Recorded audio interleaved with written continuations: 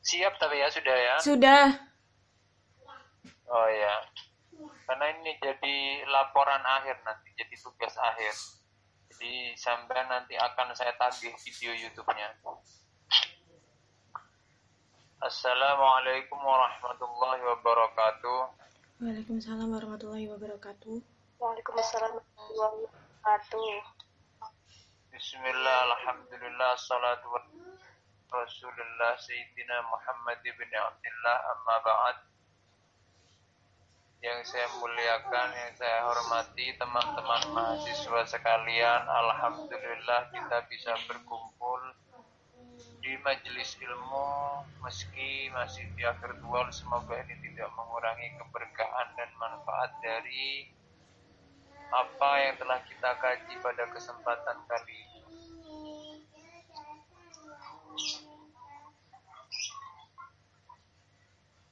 Ini sudah gabung semua, siapa yang belum gabung?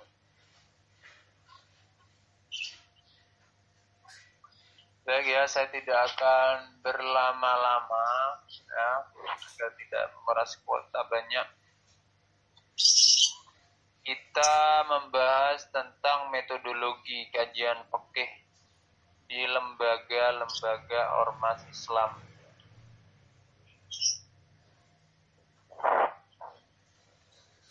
Yang pertama itu adalah MUI, Majelis Ulama Indonesia. Bagaimana kajian fikihnya, istinbatul hukminya, gimana penggalian hukumnya di sana. Di sini ada beberapa tahapan ya kalau MUI itu. Mungkin juga sudah dibahas tadi bahwa setiap ada masalah maka akan dirapatkan dulu. Jadi MUI itu ada tim komisi fatwa ya. Jadi sampai itu kan lembaga ya, lembaga yang di bawah naungan pemerintah ya. Kalau MUI itu Majelis Ulama Indonesia. Jadi yang duduk di Majelis Ulama itu tidak semuanya alim ya. Kalau kamu pengen cari orang alim di MUI itu ya di tim komisi fatwa. Itu pasti orang-orang alim. Kalau enggak orang-orang alim enggak mungkin ditaruh di jabatan itu.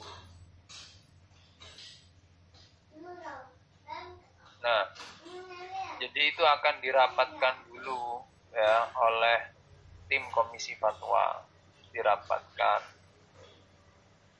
Lalu yang kedua itu juga menghadirkan ahli ya, ahlul khubroh, istilah fikihnya itu ahlul khubroh. Jadi misalkan dalam kasus vaksin, misalkan vaksin ya, vaksin yang ramai sekarang. Vaksin itu hukumnya gimana? Maka akan didatangkan ahlinya. Jadi yang ngerti tentang vaksin itu akan didatangkan. Ini vaksin ini bahannya dari apa? Kalau vaksin ini bahannya dari apa? Nah, baru nanti ditarik ke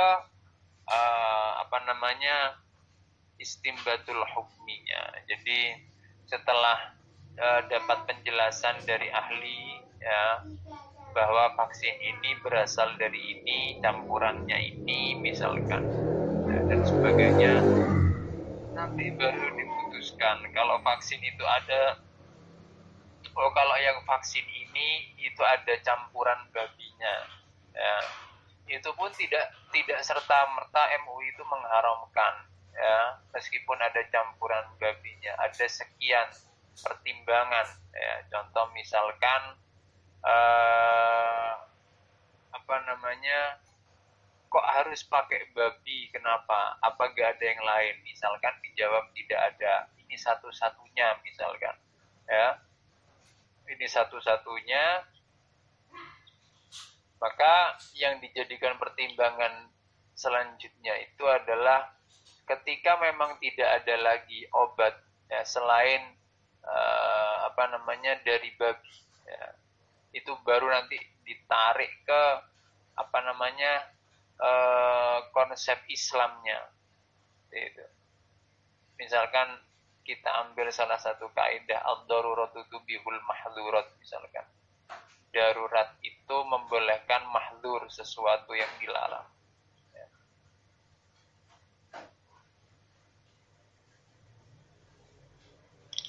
Jadi ada sekian tahapan ya. Kalau di sini dijelaskan sekitar 6 tahapan ya. Tidak perlu saya baca semua. Mungkin sudah dibahas juga tadi.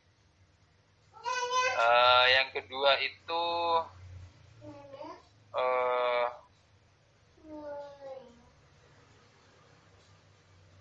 ijtihadnya Muhammadiyah ya. Ijtihadnya Muhammadiyah, majelis tarjih dan pengembangan pemikiran Islam. Jadi kalau di sini, kalau milik Muhammadiyah itu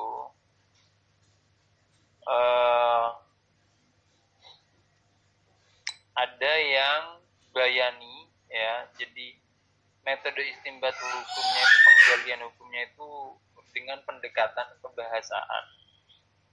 Ada yang ta'lili, rasional, ya. Ada yang istislahi, filosofis. Pendekatannya kemaslahatan. Ya. Cuma kalau Muhammadiyah itu memang slogannya yang saya tahu, karena saya juga pernah menjadi dosen di Universitas Muhammadiyah ya, meskipun hanya 1 semester. Karena mau masuk semester kedua, saya sudah ditarik ke YIN. Ya. Tapi saya pernah mengajar 1 semester di Muhammadiyah. Jadi kalau Muhammadiyah itu slogannya itu berdiri di atas semua golongan. Ya. Jadi tidak matok pada satu mazhab. Ya. Semua mazhab itu dipakai. Gitu. Kalau semua mazhab itu dipakai, kita juga iya sebetulnya. Kalau maksudnya berdiri di atas kalau slogannya Muhammadiyah itu berdiri di atas semua mazhab, itu maksudnya semua mazhab yang muktabar, seperti mazhabnya Imam Malik sampai Imam Ahmad misalkan, itu dipakai semua ya, itu sama seperti kita. Cuma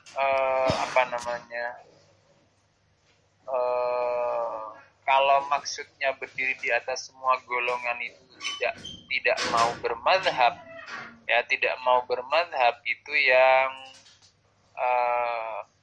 kita Nahdlatul Ulama NU itu tidak bisa terima. Tidak setuju ya, tidak setuju. Nanti akan ada ya yang langsung saya itu insyaallah tentang pentingnya bermadzhab itu nanti akan saya jabarkan lebih dalam, lebih panjang nanti. Urgensi bermadzhab itu. Jadi kalau kita misalkan langsung rujuk ke Quran tidak mau bermadzhab, itu yang sulit. Ya. Memang dalam hadis itu dijelaskan kan taraktu fikum amroini lan tadillu ma tamassaktum bihima kitaballah wa sunnatir rasul ya, wa sunnatar rasul. Dalam riwayat yang lain itu kitaballah wa ahli baiti ya. Kitabullah wa ahli baiti di Al-Quran dan ahlil bait ya. Anak cucu Rasulullah ya, anak cucu Rasulullah. Jadi ada 2. Tapi untuk seseorang itu misalkan iya memang dasar kita itu adalah Quran dan hadis, tapi versi pemahamannya siapa? Kalau dipahami sesuai dengan kita, apa yang ada di pikiran kita, itu ada hadis yang agak ngeri ya, yang juga menjadi ancaman. Man fassarul Qur'ana bi ra'yihi falyatabawwa maq'adahu minan nar. Barang siapa yang menafsirkan Al-Quran seenak jidatnya dengan pikirannya sendiri, falyatabawa maq'adahu minan nar, maka siap-siaplah dia menempatkan dirinya di neraka. Seperti misalkan yang pernah viral itu ya, beberapa bulan yang lalu, ada namanya Nur Sugi itu, kalau di YouTube itu dikenal Gus Nur, ya, Nur Sugi. Jadi dia itu menafsiri Al-Quran, ulama itu dia tafsiri sendiri ya, versi dia bahwa ulama itu bukan hanya manusia, gunung itu bisa ulama. Kalau misalkan Jessica punya kucing, ya kucingnya takut sama Allah, itu ya ulama. Ya. Jadi Jessica punya ulama kucing di rumahnya. Ini kan tafsiran yang ngawur. Ya. Jadi tidak semudah itu, ya, tidak semudah itu. Kalau kita tidak paham, ya, maka Al-Quran perintahkan fas'alu ahla dzikri in kuntum la ta'lamun. Kalau tidak paham itu bertanya, jangan nafsiri Al-Quran seenaknya. Gitu. Jadi gak bisa kita hanya bermodalkan Al-Quran terjemah, ya, Al-Quran terjemah tanpa kita menguasai kaidah-kaidah bahasa Arab misalnya. Itu akan menjadi bahaya kan? Karena saya sendiri pernah diskusi ya, agak panjang terkait Al-Quran itu, walam tarda angkal yahudu walan nasara hatta tattabi'a millatahum. Saya diskusi agak panjang terkait dengan munculnya pertanyaan, apakah Yahudi dan Nasrani di masa Rasulullah saja yang benci kepada Islam, atau Yahudi dan Nasrani dari masa Rasulullah hingga hari kiamat. Kan walam tarda, tidak akan pernah ridho, itu kan sudah pakai lam, itu tidak akan pernah ridho angka kepadamu Muhammad al-Yahudu wan Nasara, orang-orang Yahudi dan Nasrani. Yang muncul pertanyaan itu kan, Yahudi dan Nasrani siapa? Apa mereka yang hanya di masa Rasulullah saja, yang hidup di masa Rasulullah, atau yang dari masa Rasulullah sampai hari kiamat? Nah, itu bisa dibedah dari sisi kebahasaan. Nah, misalkan kalau alif lam dalam bahasa Arab itu ada al-ahdiyah, ada al-jinsiyah, ada al-mausuliyah, ada al-zaidah misalkan. Kalau misalkan al-nya itu ditarik ke al-ahdiyah, maka ini maksudnya adalah Yahudi dan Nasrani di masa Rasulullah saja. Tapi kalau ditarik ke al-istighraqiyah misalkan, maka ini Yahudi dan Nasrani dari masa Rasulullah sampai hari kiamat. Ini mau diikutkan yang mana? Itu masih belum selesai. Dicari ayat yang lain, dicari hadis yang lain. Mungkin ada dalil yang menguatkan. Misalkan ada di ayat yang lain itu kullu hizbin ladaihim farihun misalkan. Setiap golongan itu pasti akan bangga dengan golongannya. Ya. Naluriyah. Jadi memang tidak mudah, ya. Tidak mudah. Rata-rata orang-orang Muhammadiyah itu, teman-teman Muhammadiyah itu lemah dalam literatur Arab, ya, tidak seperti Nahdlatul Ulama. Ya. Saya pernah, karena di Universitas Muhammadiyah itu ada semacam siraman rohani, ya. Ada kajian keagamaan antar dosen di lingkup dosen sendiri. Setiap hari apa itu saya lupa.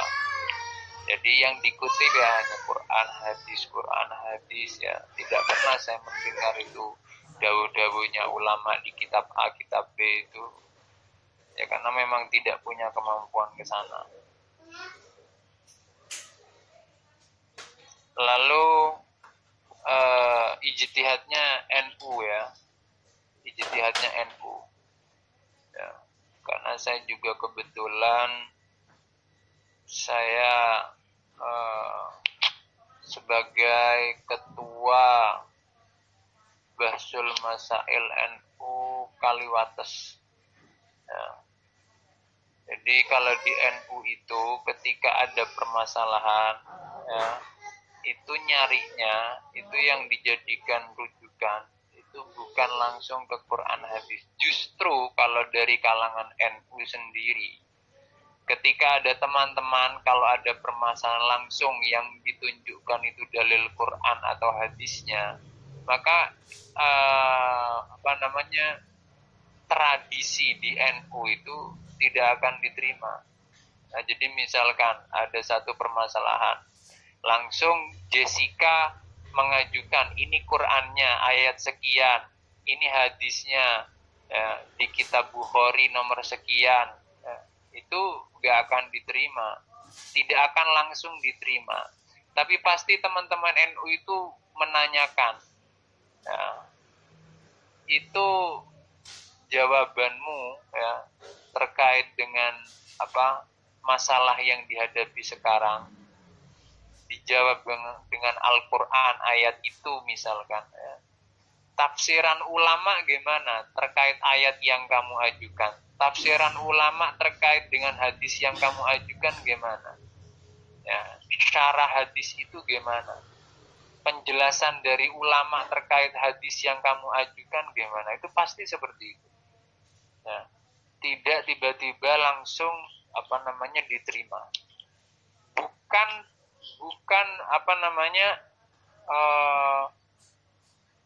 masyarakat NU tidak percaya Quran hadis ya. Tapi Quran hadis versi pemahamannya siapa? Kalau versi pemahamannya Jessica misalkan, nggak mungkin diterima gitu. Jadi versi pemahamannya ulama yang memang diakui kapasitas keilmuannya ya, baru bisa diterima. Misalkan kalau dalam mazhab Syafi'i itu ada Imam Nawawi dan Imam Rafi'i misalkan ya. Jadi bukan Quran hadis versi pemahamannya individu orang-orang sekarang, bukan ya, itu. Jadi meskipun dia sudah kiai misalkan, tapi tetap nggak diterima. Jadi Al-Quran misalkan ya, Quran ayat sekian ya, surat ini ayat sekian ya, pasti ditanya tafsirannya ulama gimana, ditafsir apa, kitabnya apa, juz berapa, halaman berapa, itu pasti ya. Dan bermadhab itu kan ada dua model, ada yang secara qauli dan ada yang secara manhaji. Kalau bermadhab secara qauli itu ya langsung seperti yang dilakukan di kalangan NU. Jadi bermadhab qauli itu langsung merujuk kepada kitab-kitab yang mu'tabar, yang diakui ya, ya. Jadi langsung lihat di kitab-kitabnya ulama ada nggak penjelasan terkait dengan hal itu ya. Itu misalkan kopi luwak itu kan jadi kopi dimakan sama luwak ya. Jadi kopi yang dikasihkan ke luwak yang itu nanti ditelan oleh luwak, tapi kopi itu kan nggak bisa hancur ya. Lalu dikeluarkan lagi oleh luwak lewat anusnya ya, lewat buburnya ya. Yang secara spesifik mengungkap tentang kopi luwak ini hukumnya gimana di fikih itu nggak ada. Tapi ada keterangan yang menyatakan bahwa kullu mutasallibin, setiap sesuatu yang keras ya, yang perut itu tidak bisa mencerna ya. Jadi kalau yang dimakan kopi itu keluarnya juga tetap kopi ya. Maka ini tergolong mutanajis, bukan najis, tapi mutanajis. Kalau mutanajis ya konsekuensinya masih bisa disucikan. Kalau sudah suci masih bisa dikonsumsi. Ya, itu. Ini salah satu contoh ya. Salah satu contoh. Jadi bermadzhab qauli. Jadi ada permasalahan, ada pertanyaan tentang misalkan kopi luwak. Ya, ditanya dulu, itu gimana kopi luwak? Oh, kopi itu dikasihkan ke luwak, nanti dimakan sama binatang yang bernama luwak itu, nanti dikeluarkan lewat anusnya, lewat duburnya. Tapi kopi itu tetap utuh. Ya. Tidak hancur kopi itu. Perut loa itu tidak bisa mencerna, ya, itu. Tidak ada istihalah di sana, tidak ada perubahan. Ya. Maka ini bisa ditemukan, misalkan dalam ibarah, dalam keterangan bahwa setiap sesuatu yang keras yang perut itu tidak bisa mencerna, maka dia dihukumi mutanajis. Ya, itu. Itu kalau di NU seperti itu, ya. Tidak ujuk-ujuk langsung Quran hadis, ya. Justru itu yang disodorkan itu pendapat ulama dulu, ya. Pendapat ulama. Maka kalau misalkan ada yang bilang bahwa kok ikut manusia, kok gak langsung rujuk ke Quran dan hadis, kok yang dilihat itu pendapat-pendapatnya ulama, ya, kok rujuknya itu ke kitab-kitabnya, ke karya-karyanya manusia, kok tidak langsung ke Quran hadis, ya. Maka jawabannya dari kalangan NU, ya, sekarang itu merasa tidak punya kapasitas langsung merujuk ke Quran dan hadis. Ya.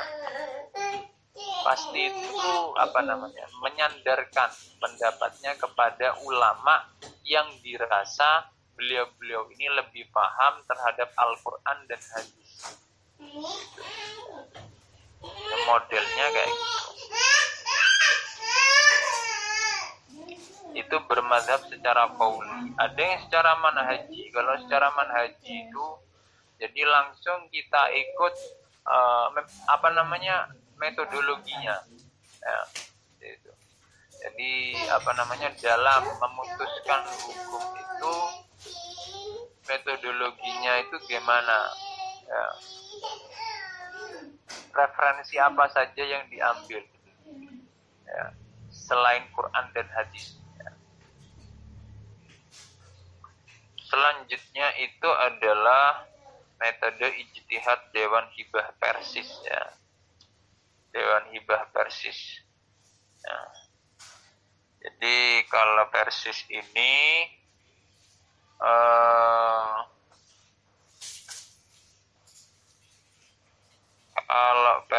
itu mirip-mirip dengan Muhammadiyah, ya. Mirip-mirip dengan Muhammadiyah, ya. Jadi yang memang beda sendiri itu NU. Jadi langsung rujuknya ke kitab-kitabnya para ulama. Ada tidak yang menjelaskan itu? Kalau Persis itu lebih ke mazhab secara manhaji. Jadi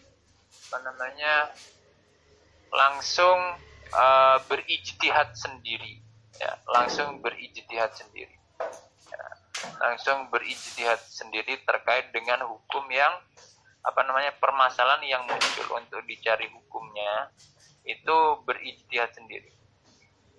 Nah, itu perbedaannya, ya. Perbedaannya saya kira sementara itu karena sudah kurang 3 menit, ya. Saya kembalikan ke Jessica. Ada pertanyaan yang belum terjawab, Jessica. Kita langsung ke tanya jawab aja biar cepat. Sudah Bapak, tadi sudah terjawab. Hah? Sudah terjawab. Sudah terjawab. Mungkin ada yang masih kurang puas dengan jawaban Jessica, atau Jessica sendiri ada pertanyaan, silahkan. Saya tunggu 6 detik. Ya, 10 detik dari sekarang. Sambil menunggu saya akan umumkan terkait perkuliahan ya. Jadi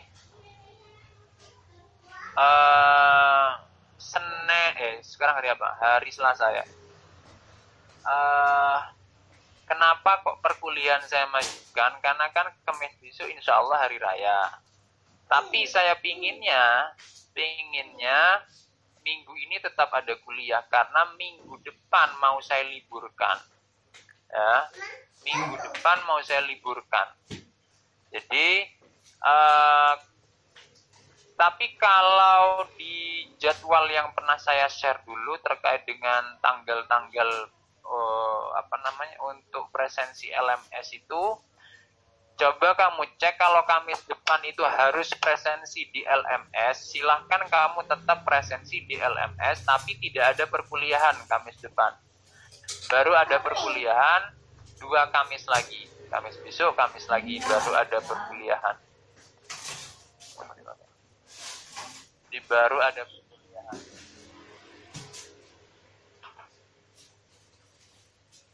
Kok 2 Kamis, 3 Kamis ya. Jadi Kamis besok ini libur karena hari raya, Kamis lagi itu libur. Ya, libur istirahat hari raya. Ya. Kan hari raya 7 itu, kalau hari raya ini Kamis besok kan Rabu depan baru sampai hari raya 7 itu. Ya.